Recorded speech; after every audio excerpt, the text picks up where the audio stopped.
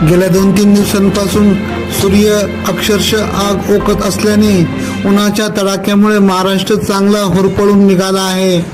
शनिवार पाठोपाठ रविवारीही राज्यातील अनेक जिल्ह्यातील पारा 40 अंश सेल्सिअसच्या पलीकडे पोहोचला होता. विशेषतः विदर्भ आणि मराठवाड्यातील जनतेला उष्णतेच्या लाटेचा सामना करावा लागला आहे. रविवारी अकोल्यात या मोसमातील रेकॉर्ड ब्रेक 46.9 अंश सेल्सिअस तापमानाची नोंद झाली. या दोन्ही विभागासह पश्चिम, उत्तर आणि मध्य महाराष्ट्रातील बहुतेक जिल्ह्यांमध्ये पारा 40 अंश सेल्सिअसच्या पुढे होता. याआधीच भारतीय हवामानशास्त्र विभागाने IMD राज्यात उष्णतेच्या लाटेचा हाय अलर्ट जारी केला होता. उन्हाच्या कडाक्याचा दैनंदिन कामकाजावर मोठा परिणाम होताना दिसत आहे.